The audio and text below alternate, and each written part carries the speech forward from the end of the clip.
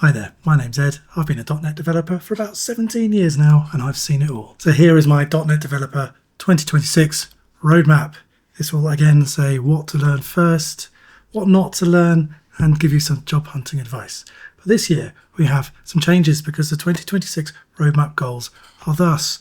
The .NET silo means that if all you know is .NET, your employment options are very limited. I'm going to try and help you avoid getting into that trap. We also are going to help you maximize your employability. With AI, everybody needs to be a turbo, superpowered, full stack generalist. And if you get stuck in the .NET silo, you're stuffed, really. Obviously, the first thing you need to know, still, believe it or not Go, it's C#, all right? It's everything, and don't try to do Visual Basic .NET or F#, despite what the zealots might try to convince you to do. If you try F#, you will not be employed. There are about 20 F# jobs on planet Earth, sadly. TypeScript is next. Microsoft use TypeScript heavily themselves. It's probably number one actually these days, I reckon. And you can't call yourself a web developer if you can't do TypeScript. All right. Next up, the very foundational .NET web application structure is an ASP.NET MVC REST API, not Razor pages. Okay. If you want to do a UI, server-side UI, use MVC views. Don't use Blazor. Not even Microsoft use Blazor, okay? Teams, Outlook, Xbox, it's all based on React, not Blazor. You can then do minimal APIs after you've done MVC. And the reason you want to do MVC first is so you get some transferable skills. So you're not stuck in that .NET silo, all right? You can use this on Rails, Spring, Laravel, at least to be able to have a conversation with a hiring manager in a different company. Within .NET MVC, you need to learn these skills: routing, view models and MVVM, and web API and API controllers. These will be everywhere in .NET land. The third most important building block probably, and the most transferable, is HTML, CSS and TypeScript. You've got to learn these foundations, all right? If you can't do some CSS, you're still stuffed, okay? Because you're not going to be able to do a React SPA. Software engineering concept-wise, these are the table stakes: dependency injection, solid code, testable code, and REST APIs. If you were to have an interview with me, I would be interviewing you on these topics, okay? You've got to know them. For databases, this is a bit of a change this year. I'm now recommending you learn Postgres first before SQL Server.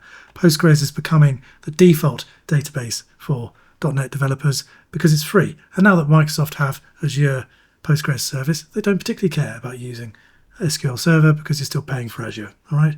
Then you can do Entity Framework, Code First, which will also teach you LINQ, and Lambdas, and all that nice stuff. You also need to be very aware of the types of companies that use .NET. So enterprise, small software companies that were started in .NET's heyday, probably about 10 years ago, and very few startups use it. They are out there. I'm slowly getting notices that we are doing .NET startups, but they are still quite rare. When you do find a job, though, you need to be very careful about job descriptions because, and I ran this point home, okay?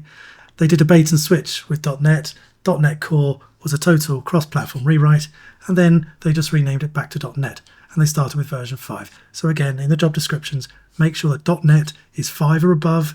If it's under the number 5, even though .NET 4.8 is strangely close to .NET 5, don't fall for it. It's a scam. You will not have a good time. And furthermore, these are the red flags you need to watch out for: WSDL, SOAP, WCF, web forms, MSMQ, and stored procedures. Run for the hills, guys. You don't want to be doing this stuff. Speaking of which, this is more stuff that is just not worth bothering with. 2026, Blazor, Next Silverlight, .NET MAUI, nobody cares. And Aspire, I'm actually going to call out, don't bother with Aspire now. It's just a .NET silo. If you have .NET Aspire on your CV or resume, depending on where in the world you are, it just doesn't matter. You might as well just have a blank space. Nobody cares. There are some alternative C# and .NET paths in 2026, and these are going gangbusters. They're not quite dependent on Microsoft, so Unity, big C# thing. If you're into games and you want to do C#, Unity's your way forward. And then Uno and Avalonia are now taking over .NET MAUI's mantle. And if you want to do desktop apps or mobile apps in C# and .NET for some particular reason, go with these technologies. They've got really, really good communities and you can learn a lot. So to recap, these are the table stakes: React or Angular, an MVC API controller for REST APIs, and SQL Server or Postgres, but probably Postgres these days. You need to be able to put these three things together. Books. Who remembers books, yeah? These are my favourites for .NET developers. Pro C# with .NET 6, not much has changed. Clean Architecture by Uncle Bob, and obviously Mark Siemens amazing dependency injection. But today, all people want to watch are YouTubers. So here are the best .NET YouTubers 2026. Here we go. Nick Chapters, watch him. He's a total Chad. Next up is Milan Jovanovic, not to be confused with the football player, of course. And last up is James Montemagno. He's such a good YouTuber. He got 50,000 subscribers in 1 month. What a Chad. But the problem with watching YouTube is that you will end up in tutorial hell. So you need to escape tutorial hell by investing in yourself. And all I can do is recommend getting some actual courses by some actual educators, not idiot YouTubers like me. So I've got the best list on dometrain.edanderson.com. Go there. I've checked them all out. They're all fantastic. You'll actually learn something.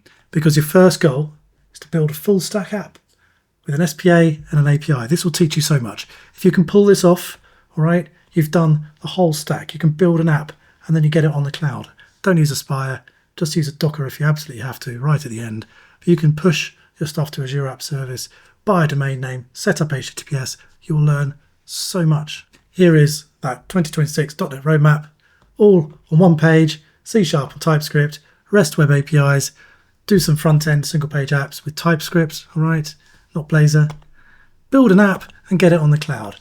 Pull this off and you can call yourself a .NET developer in 2026. So what do you think? If I've missed anything, please put your complaints in the comments. And if you particularly don't like this video, press the like button 3 times, which is a secret message to YouTube that you hate it. All right? If you did like it, why not subscribe?